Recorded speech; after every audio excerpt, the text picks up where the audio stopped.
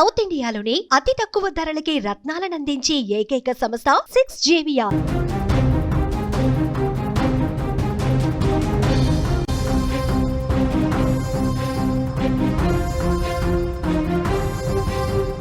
చైనాలో భారత ప్రధాని నరేంద్ర మోదీ, రష్యా అధ్యక్షుడు వ్లాదిమిర్ పుతిన్ కలయిక ప్రపంచం దృష్టి మరల్చిందని చెప్పాలి.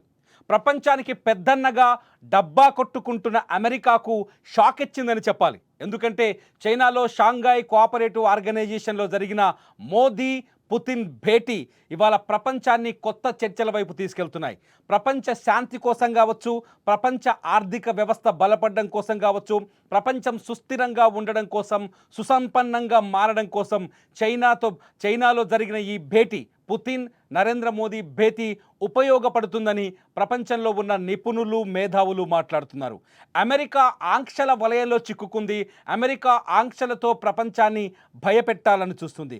అమెరికా టారిఫ్లతో వ్యతిరేక దేశాన్ని, తన వ్యతిరేక దేశాలపైన టారిఫ్లతో బ్లాక్మెయిల్ చేస్తుంది. వ్యతిరేక దేశాలను బ్లాక్మెయిల్ చేసి ఆర్థికంగా పుంజుకోవాలని ఆశపడుతోంది. America games ఆడుతోంది. కొన్ని దేశాల మధ్య చిచ్చు పెట్టి, భారత్ పాకిస్తాన్ మధ్య చిచ్చులు పెట్టడం, లేకపోతే ఉక్రెయిన్ అడ్డం పెట్టుకొని రష్యాని బెదిరించడం, ఇటువంటి చిచ్చులతో అమెరికా స్వార్థాన్ని ప్రదర్శిస్తూ ఉంటే, భారత్ అట్లాగే రష్యా అధ్యక్షుల కలయిక ప్రపంచ శాంతిని కాంక్షిస్తున్నట్టు స్పష్టంగా అర్థమవుతోంది. షాంఘై కోఆపరేషన్ ఆర్గనైజేషన్ తర్వాత, ఆ భేటీ తర్వాత, ఆ సంస్థలో ఉన్న దేశాల సభ్యత్వం ఉన్న దేశాల సమావేశం తర్వాత భారత ప్రధాని నరేంద్ర మోదీ అట్లాగే రష్యా అధ్యక్షుడు వ్లాదిమిర్ పుతిన్ వాళ్ళ మధ్య స్నేహబంధం చూడొచ్చు. ఈ సమావేశంలో ఇద్దరు కలిసే ఉన్నారు. ఒకరితో ఒకరు చేతులు కలుపుకొని మాట్లాడుకున్నారు. ఒకరి భుజాలపైన ఒకరు చేతులు వేసుకొని మాట్లాడుకున్నారు. చివరికి చైనా అధ్యక్షుడు జిన్పింగ్ను కూడా ఇద్దరు కలిసే మాట్లాడారు. వాళ్ళ మధ్య నవ్వులు పూశాయి. చాలా సంతోషకరమైన సమావేశంలా, ఒక పండగ వాతావరణం కనిపించింది. మోదీ పుతిన్ భేటీ అయితే ఆ సమావేశానికే కొత్త వన్నెను తీసుకొచ్చింది. ఈ ఇద్దరి భేటీ అమెరికాని ఒక రకంగా భయపెట్టిందని కూడా ప్రపంచ వేదికలపైన చర్చ జరుగుతుంది. ఎందుకంటే ఎప్పుడైతే రష్యా భారత్కి సహాయం చేస్తుందనో, లేకపోతే భారత్ రష్యాతో ఆర్థిక వ్యవహారాల్ని నడిపిస్తుందనో, భారత్ రష్యాతో ఆర్థిక ఒప్పందాల్ని కావచ్చు, వ్యాపార సంబంధాల్ని కావచ్చు పెంచుకుంటుందనే కడుపు మంటతో అమెరికా భారత్ పైన అదనపు సుంకాలు విధించడంతోనే ఒక్కసారిగా ప్రపంచం దృష్టి మరలింది. ఎందుకంటే ప్రపంచంలో అత్యంత సుసంపన్నమైన ఆర్థిక వ్యవస్థగా ఉన్న, మొట్టమొదటి బలమైన ఆర్థిక వ్యవస్థగా ఉన్న అమెరికా ఎందుకు సుంకాలు విధిస్తోంది? రష్యాని, భారత్ని, చైనాని చూసి ఎందుకు అమెరికా భయపడుతుందనే చర్చ ఇవాళ ప్రపంచవ్యాప్తంగా కొనసాగుతుంది. ఉక్రెయిన్తో యుద్ధం పైన వ్లాదిమిర్ పుతిన్ స్పష్టత కూడా ఇచ్చారు. నాటోతో సంబంధాల్ని ఉక్రెయిన్ తెంచుకోగలిగితే, నాటోకి దూరం అవుతామని హామీ ఇవ్వగలిగితే యుద్ధం ఆగటం చాలా తథ్యమని మొదటి నుంచి పుతిన్ చెబుతూనే వస్తున్నారు. ఇవాళ షాంఘై కోఆపరేషన్ భేటీలో కూడా అదే చెబుతూ వస్తున్నారు. ఉక్రెయిన్కి రష్యాకి మధ్య శాంతి నెలకొనాలని, ఇరు దేశాలు మానవత్వంతో ఆలోచించాలని, మానవతావాదులంతా ఈ యుద్ధం ఆగాలని కోరుకుంటున్నారని భారత ప్రధాని నరేంద్ర మోదీ కూడా ఉక్రెయిన్ పైన భారత వైఖరిని చాలా స్పష్టం చేశారు. ఈ పరిణామాల నేపథ్యంలో America one side thinking, America ఏకపక్ష ఆలోచన, అమెరికా ఏకపక్ష నిర్ణయాలు, అమెరికా స్వార్థపూరిత నిర్ణయాలపైన కూడా షాంఘై కోఆపరేటివ్ ఆర్గనైజేషన్లో చర్చ జరిగినట్టుగా తెలుస్తుంది. ఎందుకంటే ఈ షాంఘై ఆర్గనైజేషన్ SCO సమావేశం తరువాత భారత ప్రధాని నరేంద్ర మోదీ, రష్యా అధ్యక్షుడు వ్లాదిమిర్ పుతిన్ ఒకే కారులో ప్రయాణించడం ఇందుకు నిదర్శనంగా కనిపిస్తుంది. అమెరికా అధ్యక్షుడు డొనాల్డ్ ట్రంప్తో అలస్కాలో భేటీ తర్వాత పుతిన్ నేరుగా భారత ప్రధాని నరేంద్ర మోదీకి ఫోన్ చేశారు. గతాన్ని ఒక్కసారి మనం వెనక్కి వెళ్తే, అమెరికా అధ్యక్షుడు ఆగస్టు 14వ తారీఖున అలస్కాలో జరిగిన సమావేశంలో అమెరికా అధ్యక్షుడు అట్లాగే డొనాల్డ్ ట్రంప్ అట్లాగే రష్యా అధ్యక్షుడు వ్లాదిమిర్ పుతిన్ మధ్య ఒక కీలకమైన సమావేశం జరిగింది. ఈ కీలకమైన సమావేశంలో కూడా పుతిన్ పైచేయి సాధించాడని ప్రపంచ మీడియా కోడై కూస్తుంది. రష్యా బలోపేతమైన నిర్ణయాన్ని ప్రకటించిందని, రష్యా ఆలోచనల ముందు ట్రంప్ ఆలోచనలు దిగజారిపోయాయని కూడా ఒక చర్చ జరిగింది. ప్రపంచ నాయకుడిగా పుతిన్ చాలా స్పష్టంగా అన్ని దేశాలకు కనిపిస్తున్నాడనే చర్చ జరుగుతున్న తరుణంలో ఇటు భారత ప్రధాని ప్రపంచంలోనే అత్యంత జనాకర్షణ కలిగిన నాయకుడిగా గడిచిన 7 సంవత్సరాలుగా రికార్డులు సృష్టిస్తున్న భారత ప్రధాని నరేంద్ర మోదీ అట్లాగే వ్లాదిమిర్ పుతిన్ కలిసి మాట్లాడుకోవడం షాంఘై కోఆపరేటివ్ ఆర్గనైజేషన్లో ఆ మీటింగ్ తర్వాత నేరుగా ఎక్కడైతే తియాన్జిలోని రిట్జ్ కార్లటన్ హోటల్లో కొద్దిసేపటి క్రితం మొదలైన రష్యా భారత్ ద్వైపాక్షిక సమావేశానికి ఇద్దరు కలిసి ఒకే కారులో ప్రయాణించడం మొత్తం ప్రపంచమంతా కళ్ళారా చూస్తుంది. మీరు స్క్రీన్ పైన చూస్తున్నారు పుతిన్ అట్లాగే భారత ప్రధాని నరేంద్ర మోదీ ఒకే కారులో ప్రయాణించడం. సాధారణంగా ఇటువంటి సమావేశాలకు దేశాధినేతలు హాజరైనప్పుడు ఆ దేశాధినేతలు ప్రయాణించే వాహనాలపైన కూడా స్పష్టమైన సెక్యూరిటీ క్లియరెన్సులు ఉంటాయి. ఇరు దేశాల నేతలు ఒకే కారులో 2 దేశాల నేతలు కావచ్చు అధినేతలు కావచ్చు ప్రయాణించడం ప్రపంచవ్యాప్తంగా సంచలనమైన చర్చగా మారుతుంది. ఆ చర్చకు ఆస్కారం కల్పించారు భారత ప్రధాని నరేంద్ర మోదీ అట్లాగే రష్యా అధ్యక్షుడు వ్లాదిమిర్ పుతిన్. ఇద్దరూ కలిసి కారులో ప్రయాణించిన సందర్భాన్ని భారత ప్రధాని నరేంద్ర మోదీ తన ట్విట్టర్లో కూడా ఆయన ట్వీట్ చేశారు. పుతిన్తో కలిసి ప్రయాణించడం చాలా సంతోషకరమైన విషయం. అంతేకాదు ఆ సమావేశం చాలా డీప్గా అంటే ఆ ప్రయాణంలో చాలా లోతైన చర్చ కూడా జరిగింది. 2 దేశాలకు సంబంధించిన లోతైన చర్చ కూడా జరిగిందని భారత ప్రధాని తన ట్విట్టర్లో నేరుగా ధృవీకరించారు. ఈ పరిణామాలన్నీ చూస్తుంటే షాంఘై కోఆపరేషన్ ఆర్గనైజేషన్ సమావేశం మొత్తానికి భారత్ రష్యా మధ్య మరింత బలమైన సంబంధాల్ని మిత్రత్వాన్ని బలపరిచే విధంగా ముందుకు సాగిందని అర్థం చేసుకోవాలి. ఇప్పుడు తింజాయిలో జరుగుతున్న రిట్జ్ కార్లటన్లో జరుగుతున్న రష్యా భారత్ కోఆపరేటివ్ ద్వైపాక్షిక సమావేశంలో కూడా ఇరు దేశాల మధ్య పలు కీలకమైన చర్చలకు వచ్చే అవకాశం కనిపిస్తుంది. ముఖ్యంగా ఉక్రెయిన్ పైన ఇక్కడ ఒక చర్చ జరిగింది. ఉక్రెయిన్ తర్వాత భారత్తో సంబంధాలపైన కూడా చర్చలు జరిగాయి. ఉక్రెయిన్పై చర్చల సమావేశం సందర్భంగా భారత ప్రధానమంత్రి నరేంద్ర మోదీ మన భారతీయ జాతీయ భాష అయిన మన హిందీలోనే ఆయన ప్రసంగించారు. ఈ సమావేశంలో ఒక్కసారి భారత ప్రధాని నరేంద్ర మోదీ రష్యా ఉక్రెయిన్ యుద్ధం నిలుపుదల చేయాలన్న అంశంపైన ఏ విధమైన సమాధానం చెప్పారో మీరు కూడా వినండి. एक्सेलेंसी, यूक्रेन में चल रहे संघर्ष के विषय में हम लगातार चर्चा करते रहे हैं. हाल में किए गए शांति के सभी प्रयासों का हम स्वागत करते हैं. हम आशा करते हैं कि सभी पक्ष कंस्ट्रक्टिवली आगे बढ़ेंगे. संघर्ष को जल्द से जल्द खत्म करने और स्थायी शांति स्थापित करने का रास्ता खोजना होगा. ये पूरी मानवता की पुकार है. ఉక్రెయిన్ రష్యా యుద్ధం ఆగిపోవాలని అమెరికా ఒక్కటి మాత్రమే కోరుకోవట్లేదు, ప్రపంచంలో ఉన్న దేశాలన్నీ కోరుకుంటున్నాయి. ముందుగా భారత్ కూడా చాలా స్పష్టంగా కోరుకుంటోంది ఉక్రెయిన్ రష్యా మధ్య శాంతి నెలకొనాలని, ఇరు దేశాలు శాంతించాలని, యుద్ధం ఆగిపోవాలని.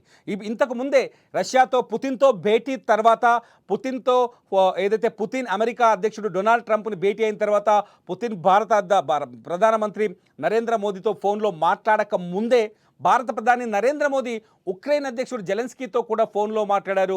యుద్ధాన్ని శాంతియుతంగా ముగించాలని, యుద్ధాన్ని శాంతియుతంగా క్లోజ్ చేసుకోవాలని ఆ దేశ అధ్యక్షుడు జెలెన్స్కీతో కూడా చాలా స్పష్టంగా చెప్పారు. ఒక రకంగా చెప్పాలంటే డొనాల్డ్ ట్రంప్ రష్యా ఉక్రెయిన్ మధ్య యుద్ధాన్ని ఆపే వంకతో ప్రపంచ దేశాలపైన ఆంక్షలు విధిస్తున్నారు. రష్యా ఆర్థిక వ్యవస్థని దెబ్బతీసే ఆలోచన అని, ఉక్రెయిన్కి మద్దతు ప్రకటించాలి అంటే రష్యాని ఆర్థికంగా దెబ్బ కొట్టాలని నాటో దేశాల ఆలోచన కావచ్చు, యూరప్ దేశాల ఆలోచన కావచ్చు, ఆ ఆలోచనలకు భిన్నంగా ఇంకొంచెం ఎక్స్ట్రీమ్గా అమెరికా అధ్యక్షుడు డొనాల్డ్ ట్రంప్ నిర్ణయాలు తీసుకుంటున్నాడు. ఈ నేపథ్యంలోనే చైనా పైన కావచ్చు, మన భారతదేశం పైన కావచ్చు, మరికొన్ని దేశాలపైన అధిక టారిఫ్లు విధించారు. కానీ భారత ప్రధాని మోదీ చాలా స్పష్టంగా ఇరు దేశాల అధ్యక్షులతో ఇవాళ షాంఘైలో చూడొచ్చు, పుతిన్ ముందే తన అభిప్రాయాన్ని భారత్ వ్యక్తం చేసింది, మోదీ చాలా స్పష్టంగా తన అభిప్రాయాన్ని వ్యక్తం చేశారు. ఇంతకు ముందు ఏదైతే పుతిన్ ట్రంప్ భేటీకి ముందే ప్రధాని మోదీ జెలెన్స్కీతో మాట్లాడారు, ఉక్రెయిన్ అధ్యక్షుడితో, అక్కడ కూడా తన అభిప్రాయాన్ని వ్యక్తం చేశారు. అంటే భారతదేశం ఇటు ఉక్రెయిన్తో కావచ్చు, రష్యాతో కావచ్చు ఒక పరిపూర్ణమైన చర్చల్లో ఉంది.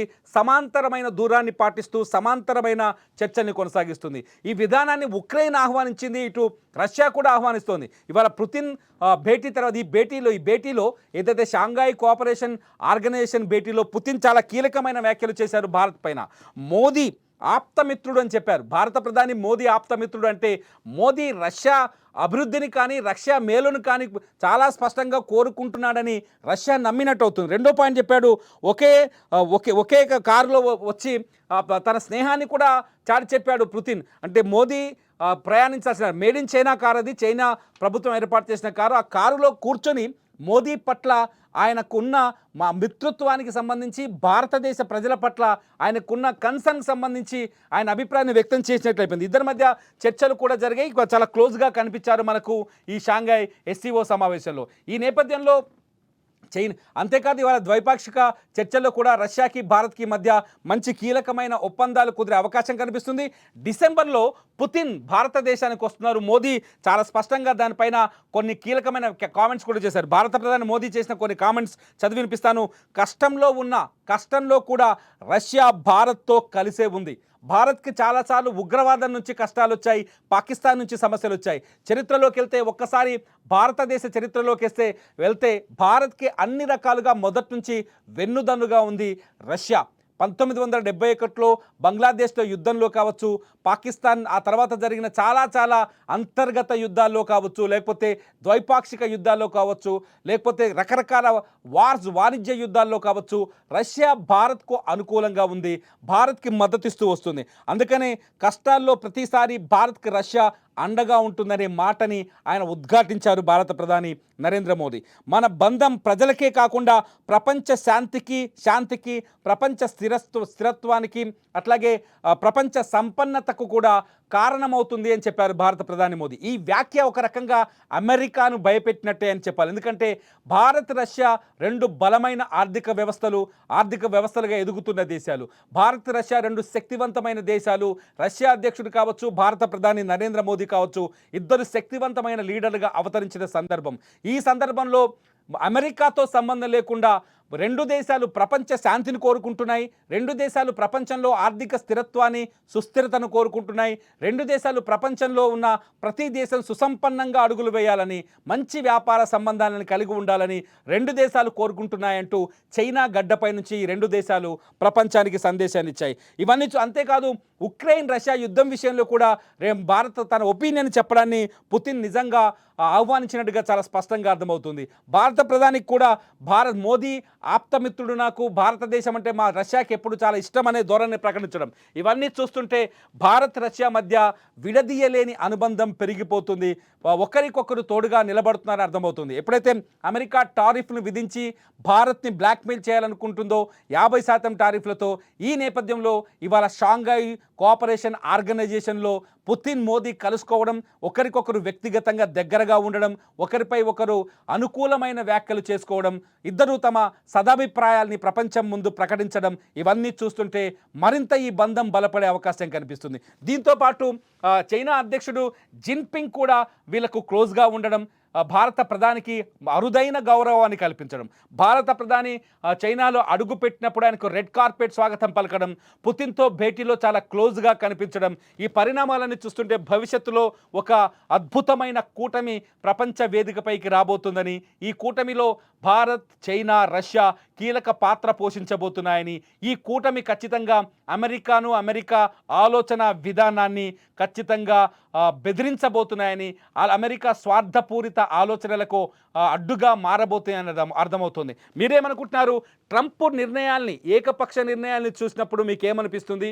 ఇలా భారత్ ప్రధాని నరేంద్ర మోదీ అట్లాగే రష్యా అధ్యక్షుడు వ్లాదిమిర్ పుతిన్ కలిసి చేసిన వ్యాఖ్యలను చూస్తే మీకేమనిపిస్తుంది? ఎవరి గొంతులో ప్రపంచ శాంతి నినాదం స్పష్టంగా కనిపిస్తుంది? పుతిన్ ఏదైతే నోబెల్ శాంతి బహుమతి కావాలని కోరుకుంటున్న ట్రంప్ గొంతులో శాంతి కనిపిస్తుందా, లేదంటే ప్రపంచ శాంతిని గుండెల్లోంచి గుండెలోంచి కోరుకుంటున్న నరేంద్ర మోదీ అట్లాగే పుతిన్ గొంతులో కనిపిస్తుందా? మీరేమనుకుంటున్నారో ఈ వీడియో కింద కామెంట్ చేయండి. చూస్తూనే ఉండండి లైవ్ అప్డేట్స్ కోసం సుమన్ టీవీ డిజిటల్ లైవ్ అట్లాగే సుమన్ టీవీ లైవ్.